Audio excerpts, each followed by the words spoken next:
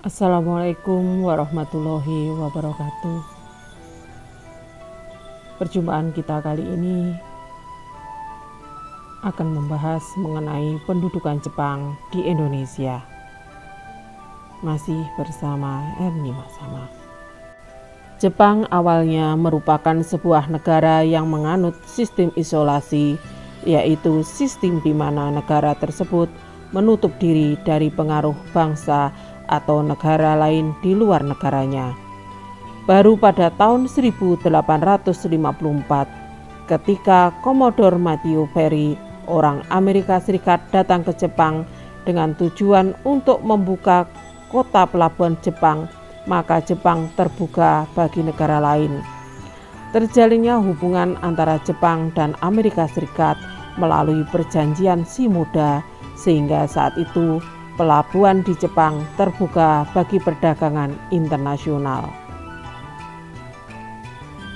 Saat itu yang memimpin Jepang adalah Shogun Tokugawa. Perkembangan Jepang semakin tampak pada masa pemerintahan Pangeran Mutsuhito sebagai kaisar dengan gelar Tenno Meiji.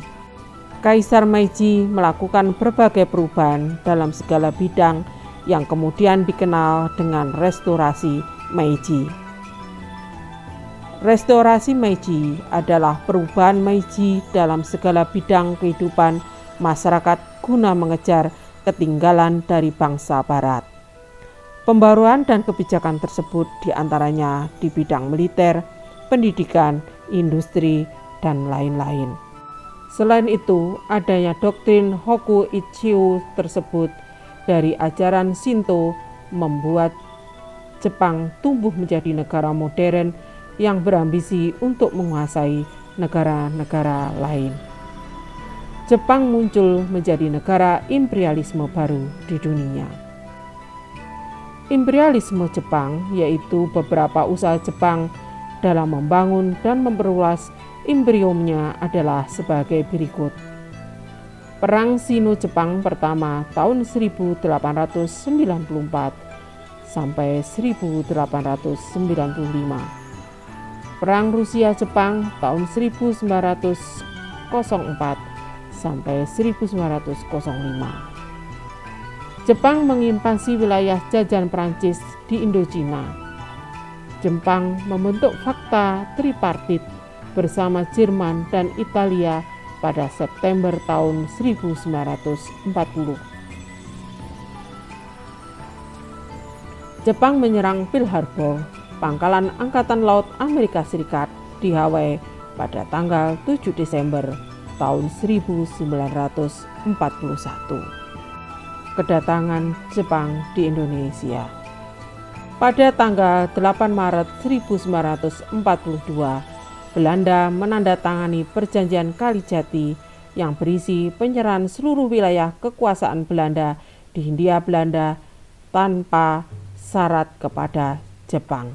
Upaya Jepang menarik simpati bangsa Indonesia adalah Jepang mengaku sebagai saudara tua bangsa Indonesia.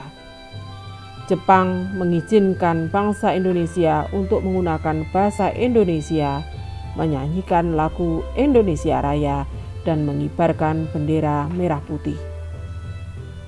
Jepang mengganti semua nama-nama jalan, gedung dengan nama dalam bahasa Jepang. Jepang membentuk gerakan 3A. Dampak pendudukan Jepang di Indonesia.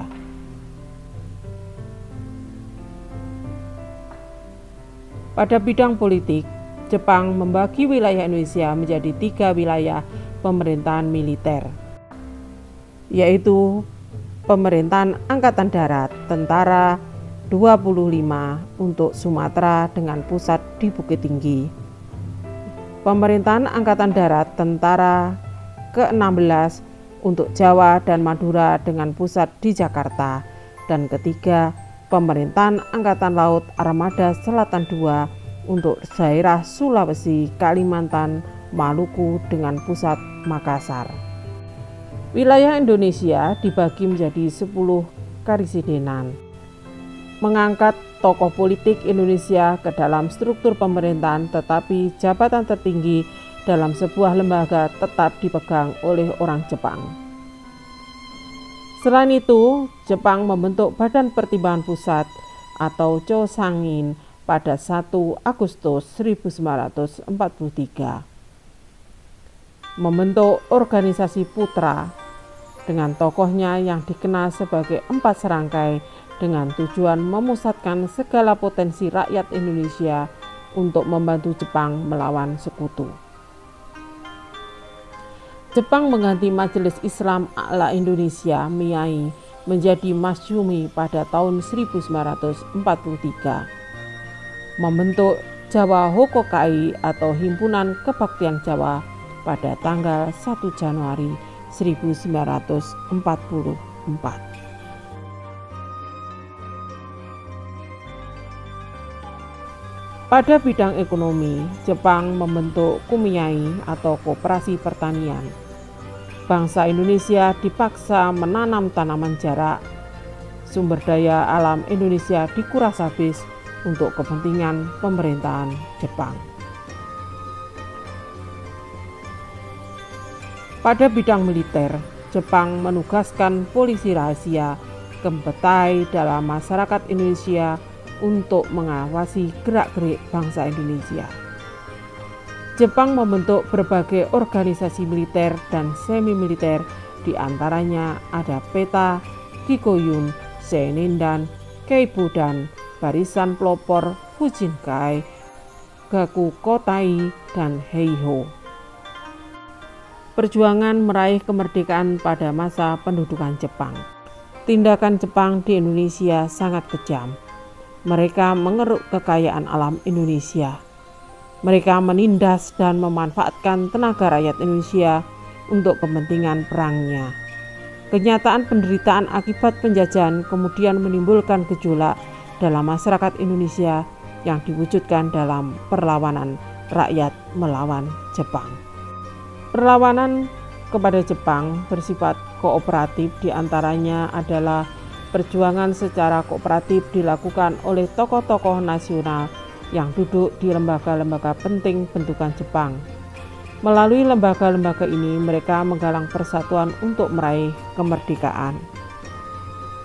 Melalui putra Soekarno, Muhammad Hatta, Ki Hajar Dewantoro, dan Kiai Haji Mas Mansur membangun dan membangkitkan semangat nasionalisme bangsa Indonesia yang sempat luntur karena tekanan yang kuat dari pemerintah kolonial Hindia Belanda. Tokoh-tokoh yang melakukan gerakan bawah tanah diantaranya adalah kelompok Sukarni, kelompok Ahmad Subarjo, kelompok Sultan Syahrir, dan kelompok pemuda. Perlawanan bersenjata diantaranya adalah penolakan santri-santri pondok pesantren Sukamanah Singaparna, pimpinan Kiai Haji Zainal Mustafa untuk melakukan Seikerei. Seikerei adalah memberi penghormatan kepada Kaisar Jepang dengan cara membungkukkan badan ke arah matahari terbit. Jelas kewajiban Seikerei ini jelas menyinggung perasaan umat Islam Indonesia karena termasuk perbuatan syirik. Selain itu, beliau pun tidak tahan melihat penderitaan rakyat akibat tanam paksa. Peristiwa Indramayu terjadi pada bulan April 1944 disebabkan adanya kewajiban menyetorkan sebagian hasil padi dan pelaksanaan kerja rodi, kerja paksa atau romusa yang telah mengakibatkan penderitaan rakyat yang berkepanjangan. Di bawah pimpinan seorang guru pengaji bernama Tengku Abdul Jalil, rakyat Aceh melakukan perlawanan terhadap tentara Jepang di Cotbling. Perlawanan yang lainnya adalah perlawanan PETA berlangsung di Kota Blitar pada tanggal 14 November 1944 di bawah pimpinan seorang komandan peleton bernama Supriyadi. Perjuangan meraih kemerdekaan pada masa pendudukan Jepang, yaitu Janji Kemerdekaan dan BPUPKI, juga proklamasi kemerdekaan. Demikian tadi materi kita pada kesempatan kali ini. Sampai berjumpa di pertemuan berikutnya. Wassalamualaikum warahmatullahi wabarakatuh.